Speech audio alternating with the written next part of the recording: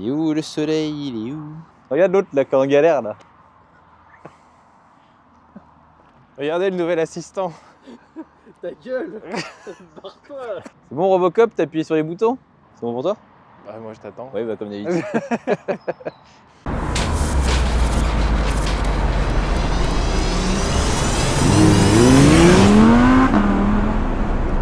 Non mais attends, on a quand même quelque chose d'exceptionnel devant nous. Comment est-ce que tu veux qu'on l'annonce aux gens? Comment? Comment est-ce qu'on annonce ça? Bah déjà, bonjour Erwan, comment tu vas? Bah ça va, écoute, et toi? Ça va. Bon, il y a un assistant là-bas, il est trop loin, on peut pas lui demander comment il va. Mais Ouais, on va sait pas, supposer qu'il va bien. Je suis un peu sans mots par rapport à ce qu'on a aujourd'hui. Oui, j'avoue. Alors déjà, vous remarquerez une chose. Aujourd'hui, on va particulièrement entendre Erwan. Pourquoi? Parce que on va présenter une voiture qu'il adore au plus haut point, pour ne pas dire que c'est ta caisse préférée. Alors c'est pas ma caisse préférée, Ouais. mais je la considère comme étant ma dream car accessible. Accessible. Oh putain, il a osé dire le terme accessible. Je sais que je vais me faire défoncer dans les commentaires, mais on va vous présenter un modèle qui pour moi, en termes de sportive, en termes de performance, en termes d'esthétique, reste quelque chose d'assez accessible en termes de prix par rapport à ce que ça propose. En vrai de vrai, il n'a pas menti. C'est un budget, mais pour ce que ça propose, effectivement, c'est très raisonnable. On est chez AT Prestige aujourd'hui, notre partenaire qui nous accueille à nouveau et qui nous met à disposition. On le remercie infiniment. Merci les gars, merci Émeric, merci Tanguy. C'est super sympa. Ils nous mettent à disposition cette magnifique Porsche Cayman GT4 981.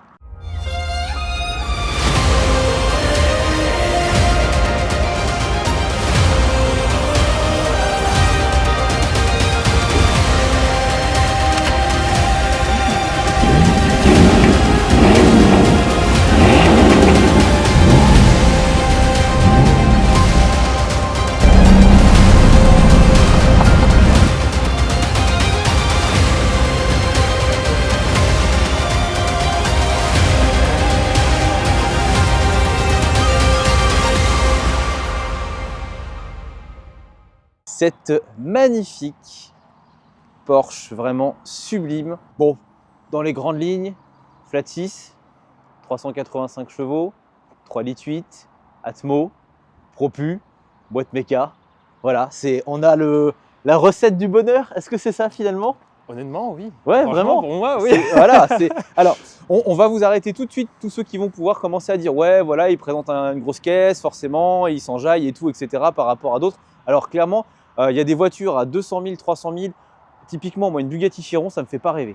Alors, voilà. Alors c'est beau. C'est très beau. Mais ça me fait pas rêver. L'effet. Pour des côtés d'assurance, je pense que je la revends. Ouais, aussi. Surtout pour ça, en fait. Là, vraiment, on se casse un peu le crâne dessus. Pourquoi? Parce que c'est une proposition qu'a fait Porsche, mais qui est super intéressante. C'est pas juste un Cayman, c'est un Cayman qui est très poussé déjà en termes de pistarde. Je pense qu'on peut faire mieux, forcément, mais on peut difficilement faire mieux dans le budget. Déjà, on va commencer par ça, histoire que vous compreniez un petit peu le contexte. Une 911 à peu près de la même époque, parce qu'elle est de 2015, une 911 à peu près de la même époque, on va s'approcher des 120 000 euros à peu près. Alors sans les options, sachant que chez Porsche, les options, c'est… Ouais, voilà, ça tartine bien sévère. On est sur une voiture qui est proposée neuve à 88 000 euros. 88 000 euros, vous avez rien du tout qui peut proposer ces performances-là, très clairement. Alors forcément, je parle d'origine, on va dire. Là après, si on part sur des trucs, des prépas, etc., forcément.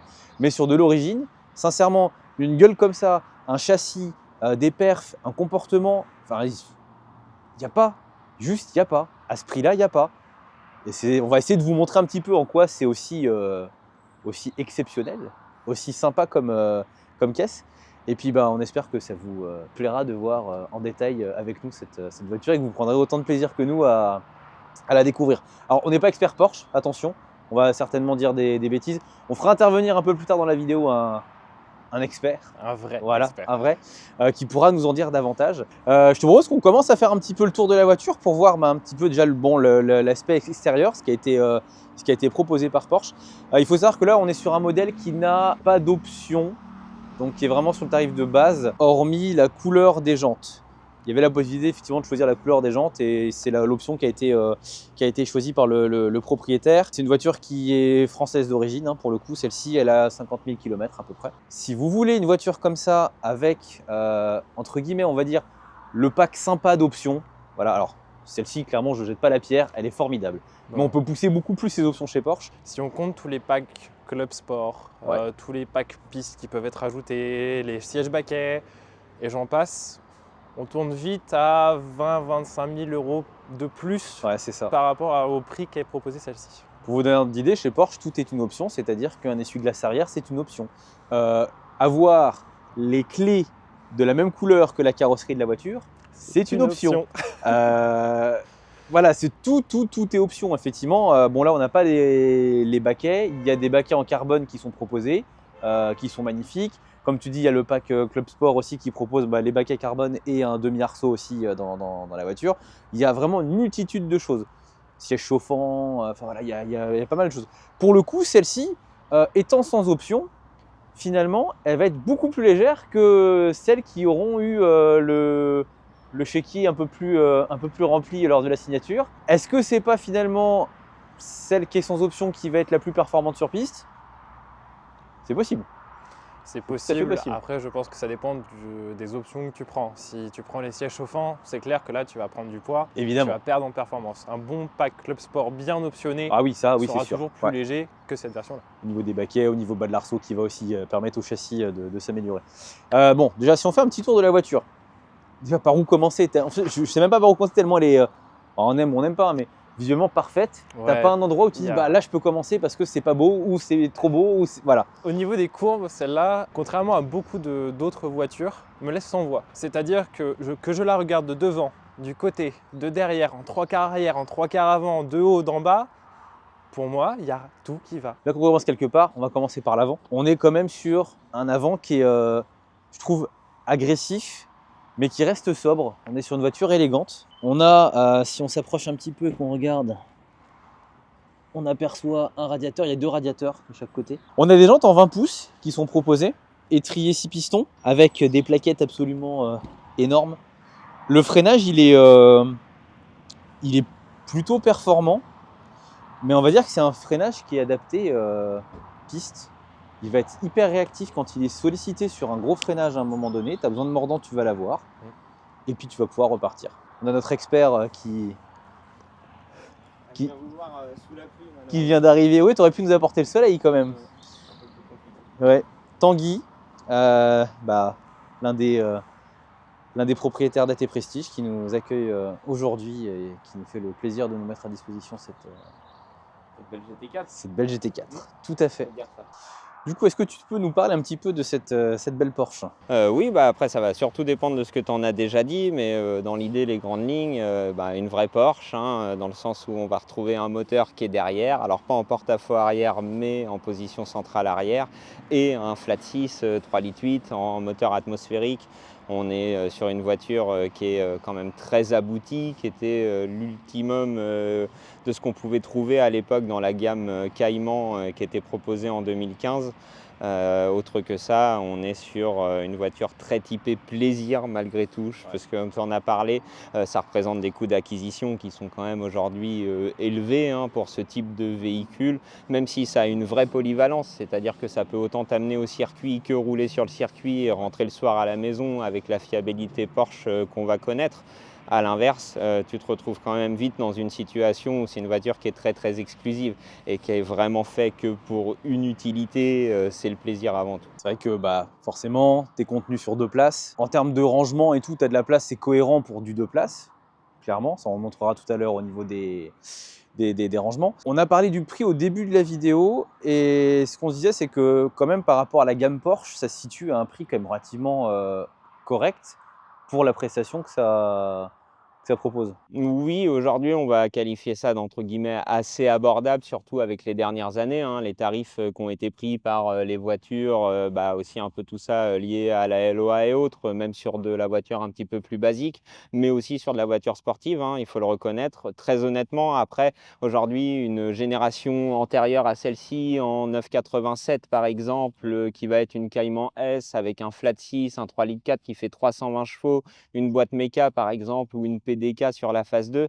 on s'approche déjà de quelque chose qui est vraiment pas mal pour la moitié du budget et des kilométrages qui vont pas être trop éloignés. Par contre, en termes d'exclusivité, en termes de pédigré, le fait d'avoir le Sync GT, que ce soit précédé du 3 ou du 4 en fonction du modèle qu'on a choisi, hein. Et du coup, non, définitivement, on est quand même sur le haut du panier pour ce qui est de la Cayman.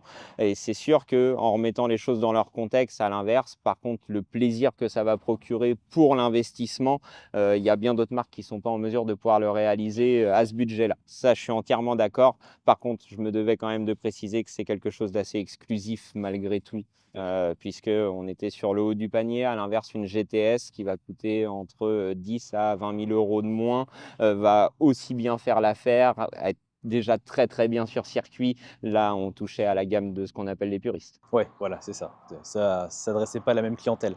Tu as parlé tout à l'heure de GT3, GT4.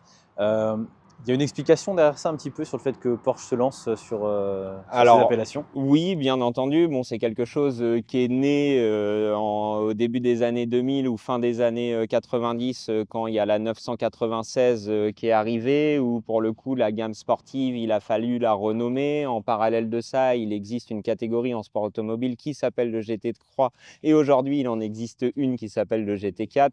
Donc oui, définitivement, c'est par rapport à tout ce passif compétition qu'a la marque Porsche, hein, et le côté historique de la chose, c'est découle de la RS. Toi-même, tu sais qu'on a une 964 Carrera RS dans le local. Indirectement, les gens qui ont designé cette voiture et les ingénieurs qui l'ont mise au point, je pense que c'est des gens qui ont cet ADN que Porsche essaye de continuer à véhiculer aujourd'hui malgré la transition écologique et le virage qui a été pris par l'industrie. Et on ressent ça dans l'ADN de toutes les RS ou celles qui sont nommées indirectement GT. Après, la raison de cette voiture-là, en 2015, oui, elle est simple, c'est parce qu'il y a la nouvelle catégorie GT4 qui est vraiment montée en popularité et qui a été, entre guillemets, un standard international pour beaucoup de pays. Et ça a permis surtout à Porsche de pouvoir en fait engager une voiture dans cette compétition puisqu'ils ont produit un modèle de base. Maintenant, ils sont partis d'un modèle de base qui est déjà très typé sport, donc la voiture de course a tout de suite trouvé de la performance. Ouais, forcément. Parce que c'est vrai que pour pouvoir proposer un véhicule dans ces catégories-là, il faut être en mesure de produire un certain nombre de véhicules grand public, entre Exactement. guillemets, pour pouvoir faire homologuer C'est tout à fait ça. Alors, à des échelles plus ou moins grandes en fonction de la catégorie dans laquelle on est inscrite. Mais oui, bien entendu, il faut que ça trouve ses sources d'un cahier des charges designé pour une voiture de route et commercialisable avant d'être transposé. Très honnêtement, le GT4, on est, malgré les tarifs qui sont quand même prohibitifs, hein, il faut se le dire, pour des saisons ou même ne serait-ce que pour des piges, très honnêtement, on est sur ce qu'on appelle quand même l'entrée de gamme du sport automobile, même si ça se fait avec des très belles voitures. Aujourd'hui, on est sur des moteurs qui sont quasi proches du stock, où il va y avoir peut-être un petit peu d'admission, un peu de fiabilité à droite à gauche, de la gestion moteur, de la programmation pour faire de l'optimisation de performance. Mais quand on monte dans une GT4, même les toutes dernières, les 718 qui s'appellent les GT4 Club Sport RS, qui sont des voitures de course, dedans on retrouve encore tout le tableau de bord d'origine de la Cayman. Ouais. On a le levier de boîte de vitesse PDK d'origine de la voiture et c'est une voiture qui possède encore la climatisation par exemple. D'accord, ok. Clim d'origine de la voiture. Ce qui va faire la différence, c'est au niveau des trains roulants, au niveau des freins et des composants qui sont utilisés.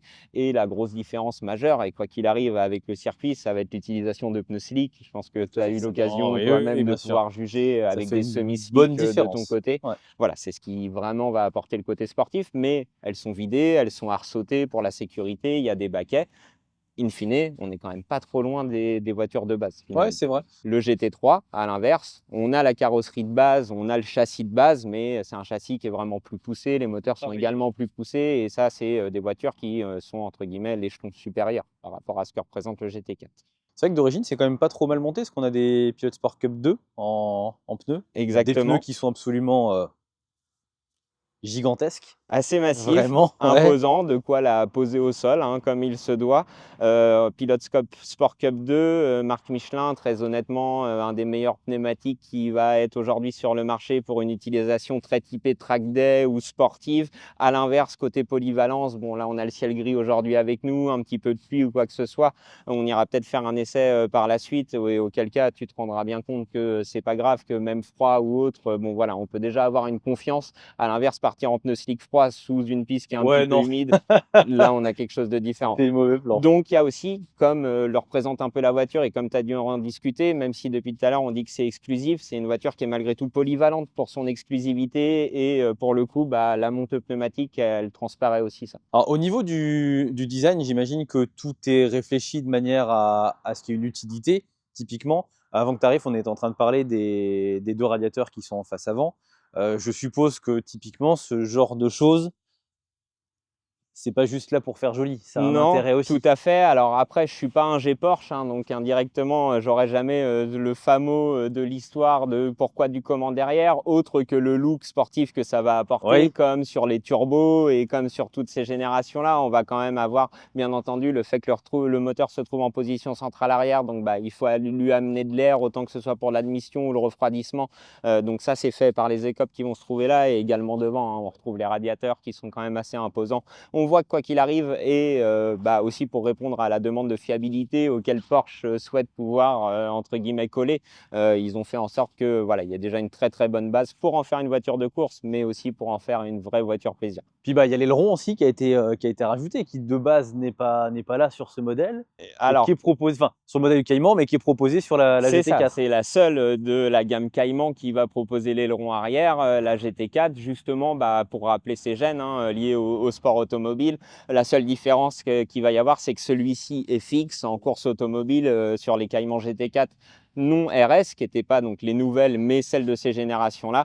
Ici, il y a plein de petits points et petits trous pour les différents réglages afin de Tu pouvoir peux gérer régler l'inclinaison, lui directement. mettre plus ou moins d'appui et ainsi de suite.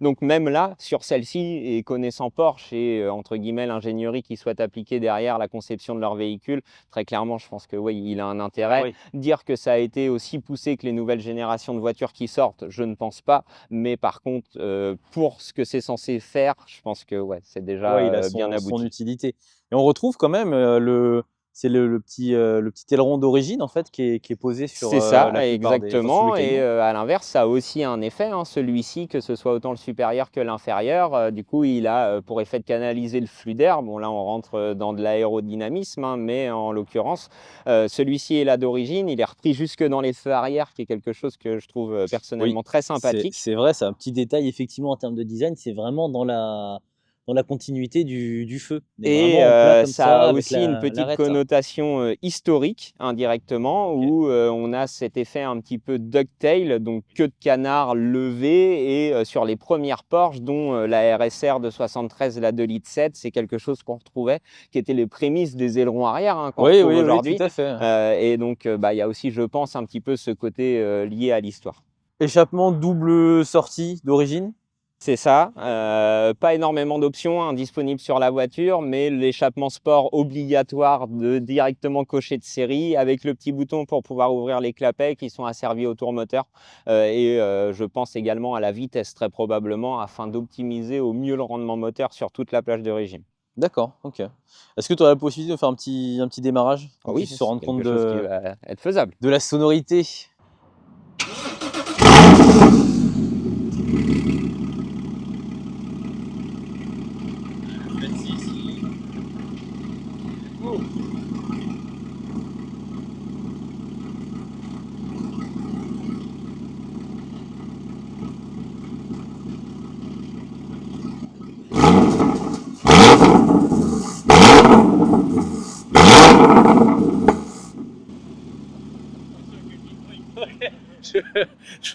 D'avance, désolé si le micro a saturé.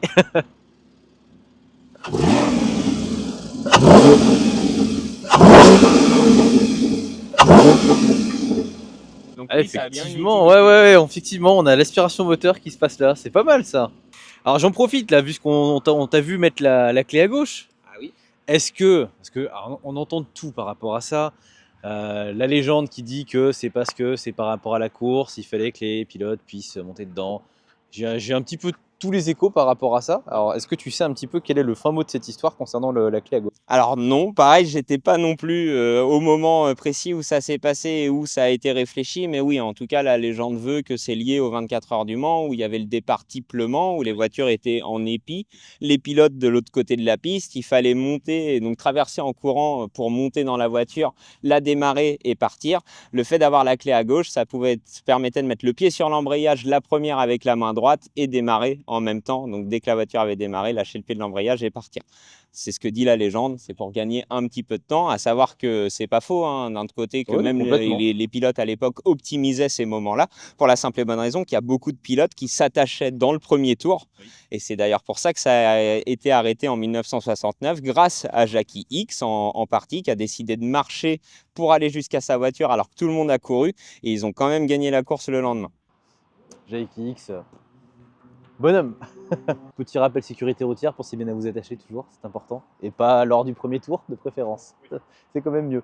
Moi, je trouve que la légende est belle. Alors, s'il y a quelqu'un dans les commentaires qui était présent le jour J, comme tu dis, qui est capable de nous dire oui, j'étais là, j'ai tout vu, tout entendu, faites-vous plaisir. Mais sinon, on gardera la légende parce que c'est Ouais, sympa. c'est aujourd'hui Moi, j'aime bien. intégré à l'histoire de Porsche, puisque bah, il n'y a Ouais. pas un modèle, hein, si ce n'est ce qu'on appelle les PMA, les Porsche à moteur avant de l'époque, qui étaient en grande majorité base Volkswagen, qui avaient les clés à droite, mais sinon, sur toutes les Porsche, entre guillemets, qu'on appelle Porsche, on retrouve la clé à gauche. Alors Tanguy, toi qui es coutumier de ce genre de véhicule, aujourd'hui en termes de cote, ça se négocie à combien à peu près? Bah, en fait, en termes de cote, pense que tu as déjà parlé du prix, hein, Oui, tout à tout fait. à l'heure, de ce que ça valait neuf à l'achat. Ça n'a jamais vraiment décoté. Ça a même eu tendance à prendre un petit peu de valeur au tout début, dans les années, on va appeler ça 2018-2019.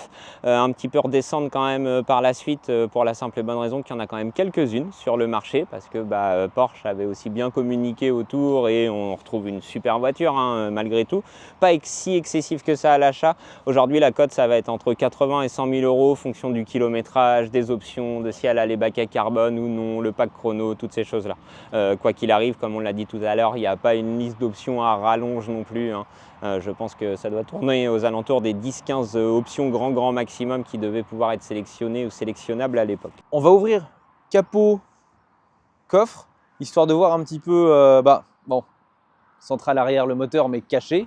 Ça, Voilà. définitivement, on va pas pouvoir en voir grand-chose.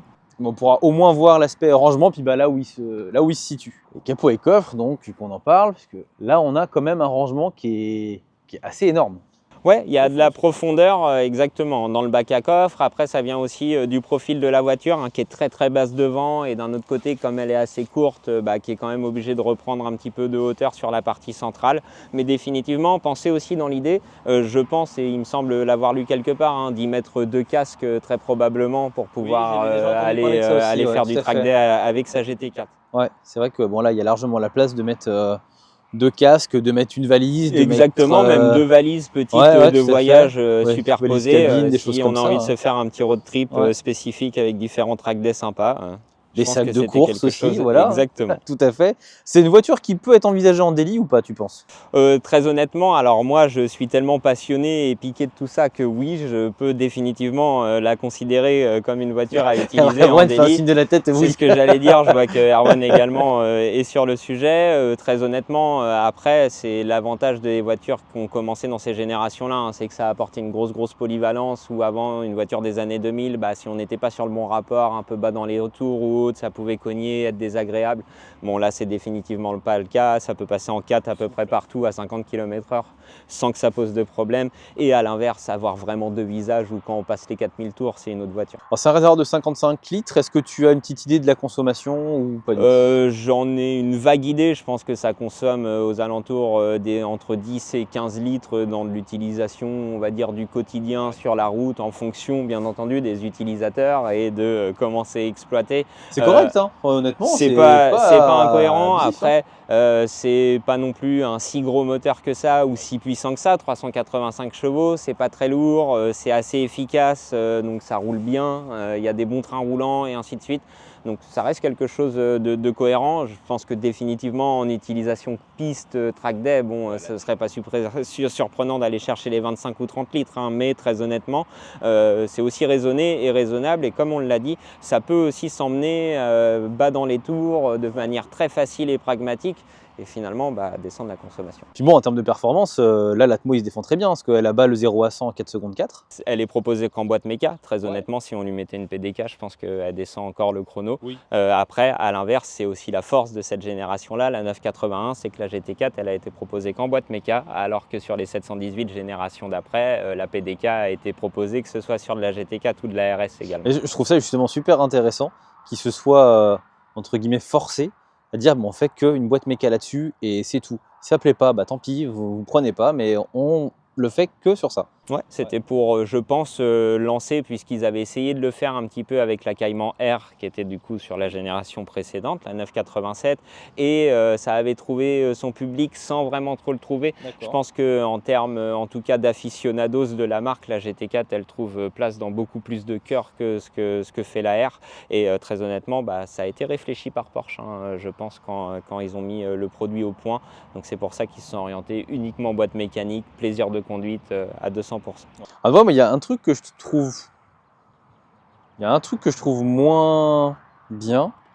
Je dirais vraiment sur le design global, le diffuseur. Il est joli, mais je sais pas. Je le trouve peut-être un peu trop. Des petites lames en carbone auraient été parfaites. Je le trouve un peu trop sage. Est-ce que tu veux qu'on passe un petit peu à l'intérieur? On voit un petit peu plus en détail comment ça se passe. Allons voir ce bel intérieur. Je prends séant. On est très bas. On est vraiment très bas, mais on est sacrément bien installé. Franchement, alors on n'est pas sur les sièges baquets comme on a pu le dire précédemment.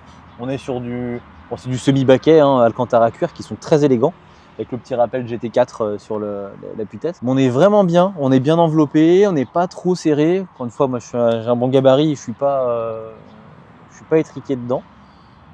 C'est confortable, c'est vraiment confortable à ce niveau-là, l'assise est bonne. Et puis on a tout, alors tout est à portée de main. On va avoir, Tanguy nous l'a répété plusieurs fois, chez Porsche, un bouton a une utilité et non pas 5 fonctions différentes. On a le levier de vitesse qui tombe mais à merveille. Sincèrement, là il est positionné mais parfaitement. En fait, c'est une invitation quand on est là, quand on est assis derrière le volant, que ce soit l'allure du volant, que ce soit le levier de vitesse, c'est une invitation à bombarder, hein, faut le dire. Voilà, c'est une invitation à charbonner, très clairement. On peut rouler tranquille, mais c'est vrai qu'il y a un aspect sportivité qui est pas, qui est pas négligeable du tout. Ça donne envie. On a un beau fond de compteur avec écrit GT4. On a un compteur qui affiche fièrement 330 de Vmax quand même. Ouais, sacré Vmax. Hein. Ciel de toit en Alcantara. On retrouve les surpiqûres. Alu brossé sur toute la longueur, ça c'est magnifique aussi. Un écran qui est présent mais qui est pas proéminent comme sur les Lamborghini. Ouais, voilà, il est pas trop gros. La console centrale, elle est superbe.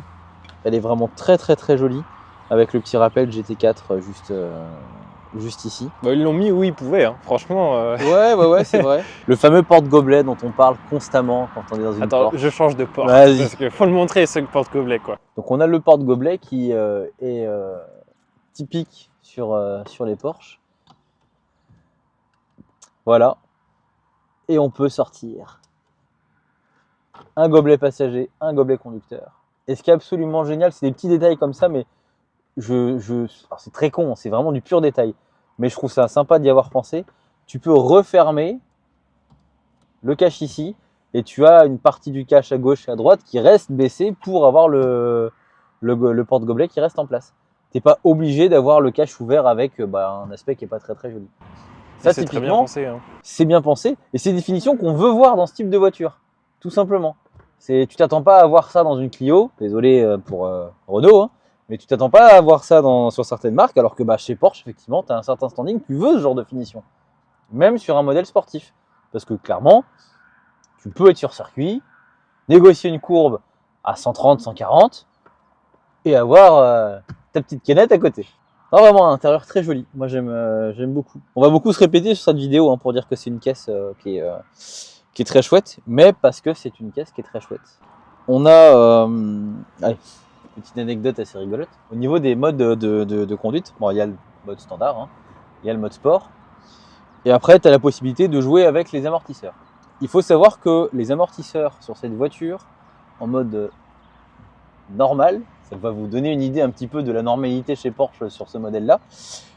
Il est prévu pour que tu puisses turbiner comme un zinzin sur le NURB. Voilà. C'est une voiture allemande. Hein, Il est adapté pour le NURB. Le mode sport, il rigidifie vachement le truc et l'objectif, c'est qu'il puisse te permettre d'avoir un meilleur comportement sur un asphalte plus lisse. Pour ceux qui sont déjà allés au NURB, outre l'aspect complexe du circuit, l'asphalte n'est pas aussi beau et aussi propre que sur un circuit classique. Pour rappel, ça reste une autoroute à péage, une autobahn donc sans limitation de vitesse. Qui n'est donc pas soumis aux mêmes contraintes qu'un circuit. Et ce qui fait que l'enrobé n'est pas de la même qualité qu'un circuit qu'on peut trouver par exemple sur le Bugatti au Mans ou tout autre circuit qu'on peut connaître. On sait très bien le comportement d'une voiture, des suspensions très fermes sur un circuit avec un bel enrobé, ça va être super.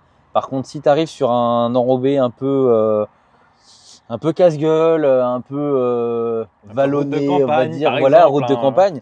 Si tes amortisseurs sont trop raides, c'est un coup à te planter, littéralement. Et tu vas en fait taper et te retrouver à sautiller un peu dans tous les sens. Oui, tu vas faire des ricochets, quoi. Oui, c'est ça. Je vais encore faire un parallèle de Civic, mais c'est quelque chose qui est reproché sur le mode plus R de la Civic, justement, qui rigidifie les suspensions. T'en as beaucoup qui disent sur circuit c'est génial, mais par contre sur route de campagne c'est un coup à se foutre en l'air parce que ça rend le truc trop raide et tu rebondis finalement et c'est pas bon. En tout cas, moi je tiens à dire, je me sens vraiment bien dans cette voiture. Et moi, pour être monté dedans aussi tout à l'heure, oui, on se sent bien, on a envie de tartiner. Non, moi, ce qui m'a choqué, c'est vraiment le levier de vitesse. Quand on prend l'embrayage et qu'on fait 1, 2, 3, 4, c'est une boîte 6 de mémoire. Boîte donc, 6, 1, 2, 3, 4, en fait, on fait ça tellement vite, oui. C'est impressionnant. Bon, après, là, on l'a fait à l'arrêt, mais je pense que même en roulant, ça fait globalement le débattement de la boîte est super court. Après, voilà, encore une fois, c'est optimisé course. Hein. Mais on est sur un débattement qui est vraiment très très court. Voilà, ça se passe très vite et la boîte verrouille extrêmement bien. Encore une fois, c'est symptomatique d'une caisse vraiment préparée. Circuit, voilà, tout simplement. On n'a pas besoin d'aller foutre des grands rapports de 30 cm en avant, 30 cm en arrière. On n'a pas non plus une boîte qui part dans tous les sens. Non, c'est verrouillé, c'est là. Puis après, on dit route jeunesse et c'est parti. Hein, voilà, savoir se faire plaisir.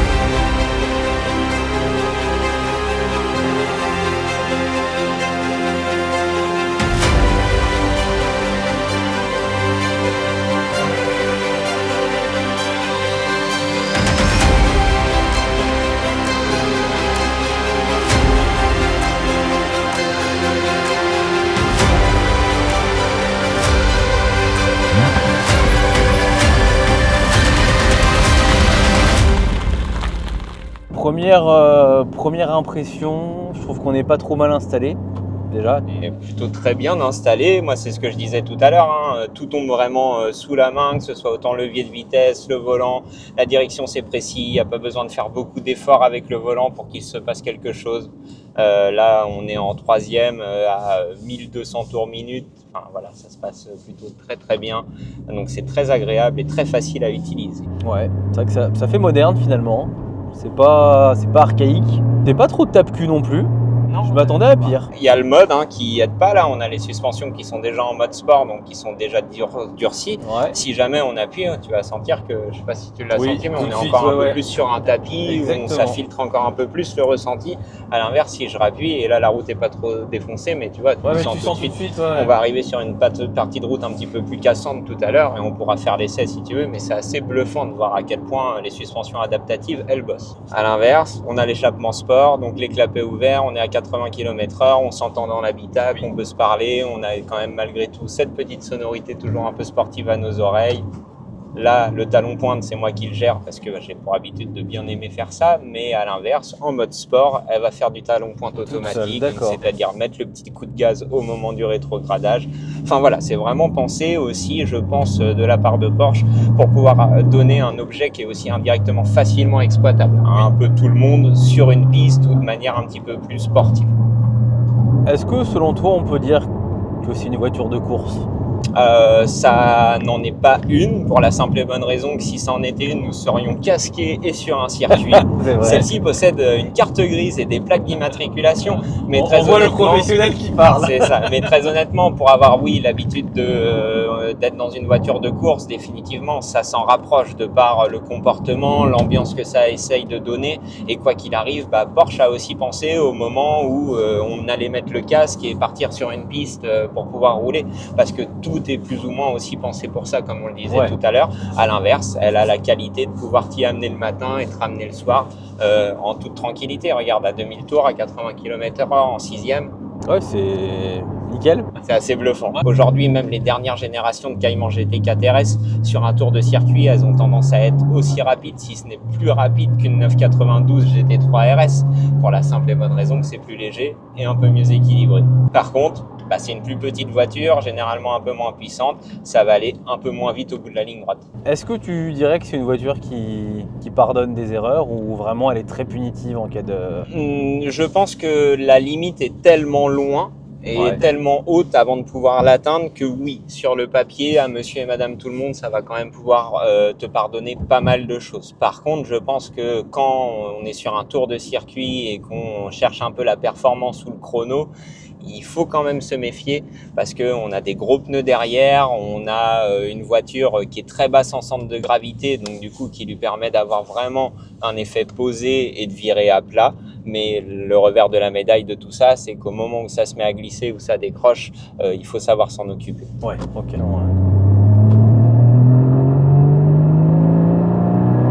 Et c'est là où ça se met à se réveiller. Ouais.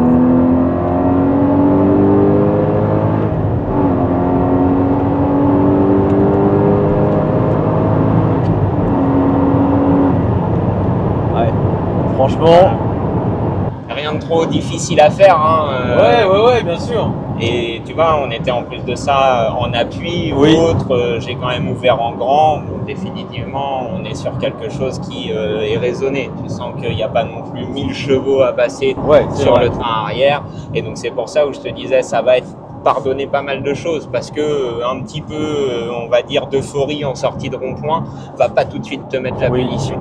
À l'inverse, il y a des voitures qui s'en chargent très très bien de pouvoir faire ça. On en parlait un peu tout à l'heure, à voiture équivalente et ainsi de suite. Ça va être de la Corvette C7, C6 ou ce genre de produit où on a des performances exactement. Où là, par contre, l'erreur peut bien plus vite arriver qu'avec la Porsche, pour la simple et bonne raison qu'on est sur une voiture Porsche également, avec l'ingénierie qu'il y a derrière. On va un peu se rapprocher de ce que fait Honda en moto, le total control. Il faut que ça tombe sous la main, il y a le traction control, il y a l'assistance qui vient intervenir quand il y a besoin, mais sans trop en faire non plus. Tout ça, c'est vraiment un savant mélange qu'ils arrivent quand même à bien maîtriser aujourd'hui. Mais là, sur l'accélération, j'ai compris ce que tu disais, le fait d'une sorte d'accélération en 2 temps, qu'arriver à un certain nombre de tours. Il y a un variocam, c'est-à-dire qu'il y a vraiment une variation au niveau du moteur qui s'effectue quand on dépasse un certain régime moteur et on le sent vraiment. Et là où c'est bien fait, c'est que l'étagement de la boîte méca fait que quand tu mets les rapports, tu retombes toujours dans la bonne plage. Et donc du coup, tu as tout de suite l'effet assez diabolique. Niveau sonore, je sais pas si tu t'es rendu compte aussi que finalement ça fait déjà un très beau son au ralenti, mais quand on s'approche de la zone rouge, très clairement on a quelque chose qui est pas incohérent en termes de sonorité. Elle est très entre guillemets rivée à la route et donc toutes les petites aspérités, bien entendu, on les sent, on les ressent, encore plus le fait qu'on soit assis très très bas dans des sièges qui sont assez fin et assez rigide malgré tout. Donc c'est tout ça qui participe au ressenti qui est transmis très grossièrement par les fesses. Donc, sans même trop attaquer, je trouve que c'est... Ah ouais, mais là, juste en faisant ça, tu prends plaisir à rouler la voiture. Hein. Voilà. Ah mais moi je valide à 2000%. Moi, j'en reste, comme je l'ai dit, quoi qu'il arrive, très non pragmatique sur ce genre de questions, mais oui, définitivement, on est sur quand même une super auto qui met très vite le sourire, qui est accueillante, qui est facile à exploiter, qui est belle tout en étant, même si ça reste très très subjectif en l'occurrence, tout en étant malgré tout quand même assez passe-partout, même si on pourrait arguer de son gros aileron derrière. C'est pas non plus the supercar qui va être totalement extravagante. Ouais. Voilà, exubérant, le mot est trouvé. Et encore une fois, on remet dans un contexte, c'est une belle enveloppe, mais c'est un tarif pas non plus exagéré pour ce qui est proposé. Vraiment pas. Moi, je trouve que c'est quelque chose qui reste vraiment cohérent comparé aux tarifs qui peuvent être pratiqués aujourd'hui sur le genre de voiture un petit peu sportif comme ça et ainsi de suite, encore plus avec le malus écologique français de ces dernières années. Ouais, très honnêtement, on est sur quelque chose de pas incohérent, même dans le cadre d'importation. Moi, celle-ci est bien entendu vendue, mais on a d'autres clients qui sont actuellement en recherche active de Cayman GT4. C'est des voitures, comme elles s'approchent de la 10e d'année, qui vont bientôt être affranchies du malus écologique et, quoi qu'il arrive, qui ont été fabriquées en 2015 avec une ingénierie qui est maintenant à 10 ans. Donc on se retrouve en fait avec une technologie qui fait que dans les malus écologiques et les barèmes qui étaient présents à l'époque, ça reste plutôt raisonnable avec l'âge qu'elle a maintenant. C'est-à-dire qu'une voiture qui a encore, on va dire 8 ou 9 ans, on va se retrouver à 800, 1500 € de malus écologique grand maximum. Ce qui n'est pas non plus incohérent, sachant qu'il y a une carte grise en moyenne 1500 €. Oui, donc ça reste très correct. C'est quand même très très honnête comparé à d'autres produits que je peux avoir dans le showroom. Tu penses qu'à terme, c'est une cote qui va avoir tendance à monter? Je pense que définitivement, là, ça a atteint son niveau bas, le seuil minimal que la voiture elle atteindra, pour la simple et bonne raison que quand on regarde les Cayman R, donc les générations précédentes, on est sur une voiture qui cote aujourd'hui aux alentours des 60-70 000 €. Et très honnêtement, c'est à peu près ce que ça vaut. Celle-ci valant 80, je suis pas sûr que ça descende énormément dessous et ça aura même plutôt tendance à remonter. Donc valeur sûre pour les En termes prochaines années, d'investissement, finalement. oui, très clairement. Je peux pas promettre que ça va doubler de valeur, comme l'ont fait certaines vieilles Porsche ou ce genre de choses. Mais en tout cas, déjà, ne serait-ce que pour le plaisir, allez-y à 200%. Ça, je pense que ça c'est validé, tous le dire. complètement. Et autre que ça, non, en termes d'investissement, c'est pas incohérent. Quoi qu'il arrive, il y en a pas eu énormément. C'est pas des voitures qui nécessitent non plus un entretien hors du commun. C'est vrai que ça, on n'en a pas du tout parlé, mais ça reste plutôt classique. Le 3,8 litres qui est installé dedans, le flat 6, c'est dérivé de la Carrera S. C'est des moteurs qui sont quand même produits aujourd'hui, on pourrait appeler plus ou moins en masse, ou en tout cas à la chaîne, donc derrière avec un support logistique pas incohérent. Donc des pièces qui sont pas non plus totalement excessives. Maintenant, c'est plus que quand on achète ce genre de blason, il y a la main d'œuvre généralement qui va. C'est ça. Des spécialistes, à l'inverse, font très très bien le travail pour pouvoir entretenir ce genre de voiture. Ce qui est le plus important dans la mécanique, c'est utiliser les bons produits et faire en sorte de pouvoir s'approcher au mieux de ce que donne le constructeur, tout en ayant la clarté d'esprit de pouvoir s'en affranchir à certains moments. Ouais, complètement. Ça, c'est un point qu'on a déjà abordé dans des vidéos précédemment. On le fait déjà qu'il ne faut pas hésiter à sortir des réseaux, tout simplement. Je préfère 1000 fois un véhicule qui est bien entretenu de A à Z, ailleurs que dans le réseau, plutôt qu'un véhicule qui est entretenu réseau.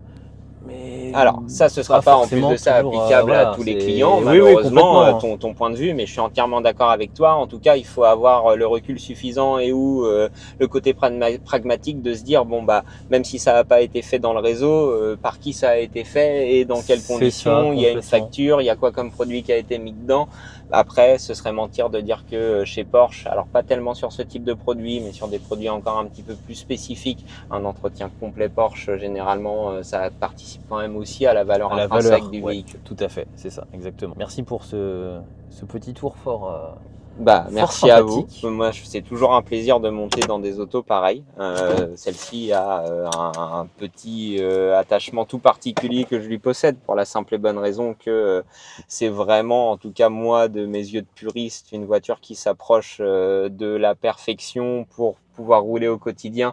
Mais comme on le disait, c'est aussi parce qu'il faut avoir un petit côté sado. Ouais, aussi, c'est sûr. En tout cas, pour l'instant, le côté sado, on l'a un petit peu, ça c'est clair. C'est ça. On va pas dire autre chose. Eh bien, ce fut un essai vraiment très très sympa. Erwan, t'as kiffé? Moi, j'ai absolument adoré. Ouais, forcément. Je veux l'acheter encore, mais à un niveau supérieur. Ouais, honnêtement, ouais, j'aurais le budget, je prends. Sincèrement, j'ai le budget, je prends. Parce que pour tout ce qu'on a pu dire et voir, c'est complet, c'est polyvalent, c'est un super track tool, c'est vraiment super. Ouais, c'est top quoi. Pour le prix, c'est parfait. Ouais, voilà. C'est ma conclusion, c'est pour ce prix-là, c'est parfait. J'avais déjà en tête toutes les performances, voilà, tout ce que j'en avais entendu. Maintenant que je suis monté dedans, que j'ai pu faire un tour, Oui. mais je la veux, mais encore plus, quoi. Genre, pour moi, c'est parfait. Pour ce prix-là, c'est parfait. Pour une voiture du week-end, c'est parfait. Tu veux faire de la piste, c'est parfait. Ouais. Ça peut s'utiliser en daily. Puis ça claque quoi, ça a une bonne gueule, c'est sympa, ça fonctionne bien, c'est fiable, voilà, franchement, rien à dire. On espère en tout cas que vous aurez apprécié au moins autant que nous cette voiture. On espère pouvoir vous en présenter d'autres aussi dans la même veine un peu racée et typée piste. Un énorme merci à AT Prestige de nous avoir mis à disposition et nous avoir expliqué davantage de caractéristiques sur cette voiture. N'hésitez pas à aller les suivre sur leur réseau et à venir les voir à Saint-Jean-de-Boiseau, à côté de Nantes. Ils sont, comme vous avez pu le voir, un petit peu vraiment très très passionnés, donc il n'y aura pas de doute qu'ils sauront répondre à vos attentes et vos envies. N'hésitez pas non plus à nous suivre sur nos réseaux, Facebook, Instagram du Street Car Crew. Si la vidéo vous a plu, un petit like, abonnez-vous à la chaîne, un commentaire pour donner votre avis, comme d'habitude sur la voiture et puis nos prestations vidéo ludiques. Voilà. Et puis on se retrouve dans de prochaines aventures avec très certainement d'autres gamos tout aussi énervés à présenter. Ciao!